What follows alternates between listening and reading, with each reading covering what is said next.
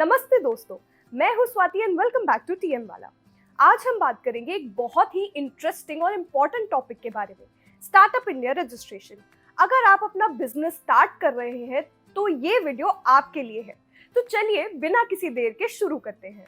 Startup India एक government scheme है जो 2016 में लॉन्च हुई थी, जो कि यंग एंटरप्रेन्योर्स को सपोर्ट करने के लिए और इंडिया में स्टार्टअप कल्चर को बूस्ट करने के लिए बनाई गई है। ये इनिशिएटिव आपको टैक्स एग्जेम्पशंस, कंप्लायंस की आसानी, रिडक्शन इन गवर्नमेंट फीस जैसे कई बेनिफिट्स प्रोवाइड करती है। पहले चलिए देखते हैं कि स्टार्टअप इंडिया स्कीम के अंडर रजिस्ट्रेशन लेने के लिए क्या क्वालिफिकेशंस है। Number 1, company age. आपकी कंपनी 10 साल से ज्यादा पुरानी नहीं होनी चाहिए।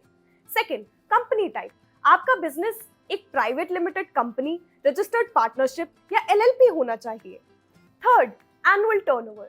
कंपनी का एनुअल टर्नओवर 100 करोड़ आईएनआर से कम होना चाहिए। Fourth, original entity.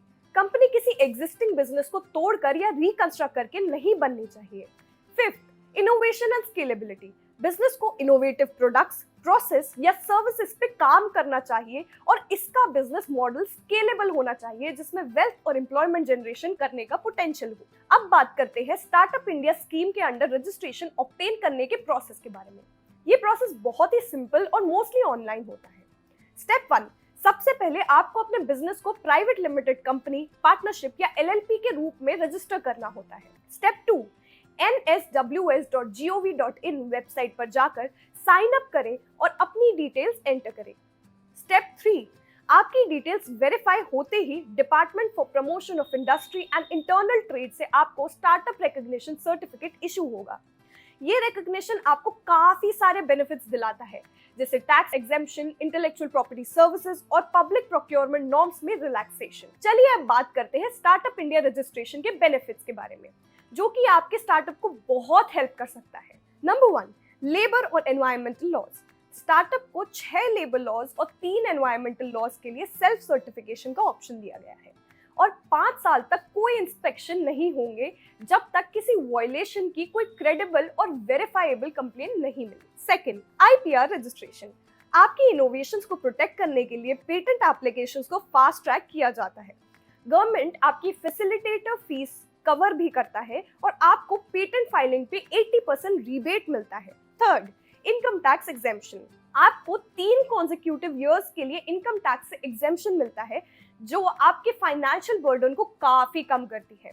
Fourth, angel tax exemption.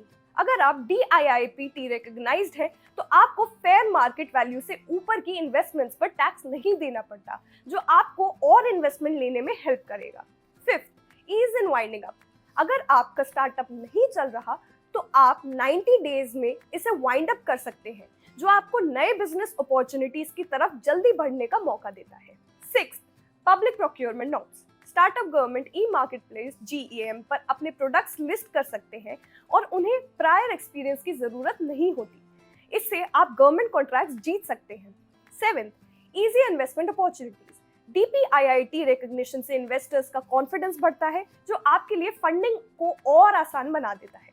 तो दोस्तों, ये था एक quick guide on startup India registration, इसके बेनिफिट्स और रजिस्ट्रेशन प्रोसेस। अगर आपको स्टार्टअप इंडिया स्कीम के बारे में और डिटेल में जानना हो या स्टार्टअप इंडिया रजिस्ट्रेशन चाहिए तो कॉन्टैक्ट टीएम वाला टुडे। अगर आपको ये वीडियो हेल्पफुल लगा हो तो लाइक, शेयर और सब्सक्राइब जरूर करिए। Thank you for watching TM वाला and stay tuned for more such updates.